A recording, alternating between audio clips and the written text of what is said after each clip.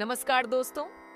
आज हम आपको शिव पुराण की श्री रुद्र संहिता के 17वां अध्याय पापी गुणनिधि की कथा सुनाने जा रहे हैं। तो चलिए बिना देरी किए शुरू करते हैं। सूत जी कहते हैं, हे ऋषियों। तत्पश्चात नारद जी ने विनय पूर्वक प्रणाम किया और उनसे पूछा, भगवान शंकर कैलाश पर कब गए और महात्मा कुबेर से उनकी मित्रता कहां और कैसे हुई? प्रभु शिव जी कैलाश पर क्या करते हैं? कृपा कर मुझे बताइए।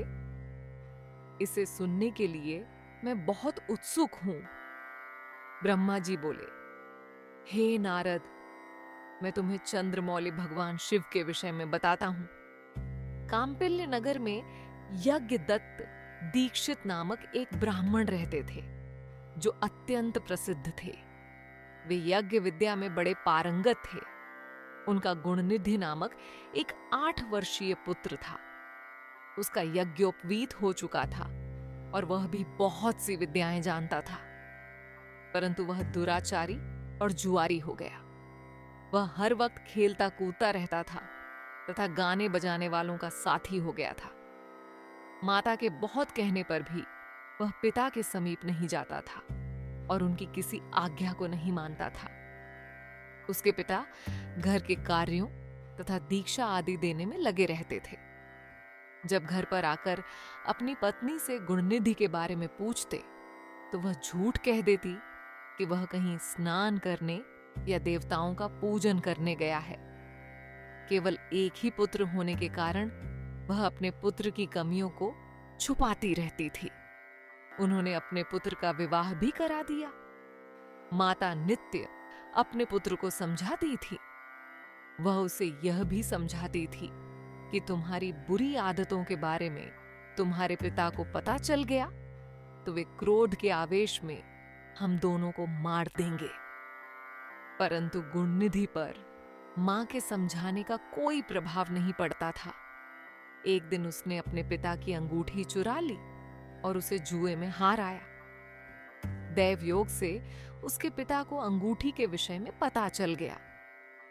जब उन्होंने अंगूठी जुआरी के हाथ में देखी और उससे पूछा तो जुआरी ने कहा, मैंने कोई चोरी नहीं की है। अंगूठी मुझे तुम्हारे पुत्र ही है।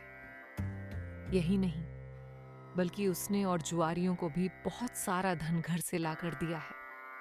परंतु आश्चर्य तो ये है कि तुम जैसे पंडित भी अपने पुत्र के लक्षणों को नहीं जान पाए।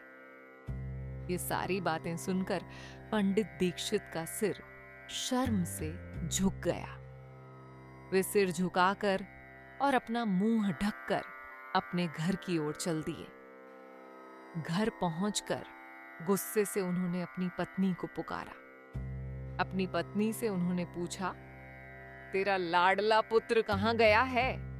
मेरी अंगूठी जो मैंने सुबह तुम्हें दी थी वह कहां है? मुझे जल्दी से दो।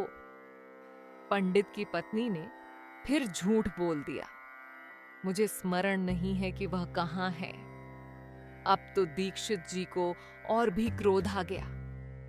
वे अपनी पत्नी से बोले, तू बड़ी सत्यवादिनी है, इसलिए मैं जब भी गुणनिधि के बारे में पूछता हूं तब मुझे अपनी बातों से भुला देती है। यह कहकर दीक्षित जी घर के अन्य सामानों को ढूंढने लगे, किंतु उन्हें कोई वस्तु न मिली, क्योंकि वे सब वस्तुएं गुणनिधि जुए में हार चुका था। क्रोध में आकर पंडित ने अपनी पत्नी और पुत्र को घर से निकाल दिया और दूसरा विवाह कर लिया।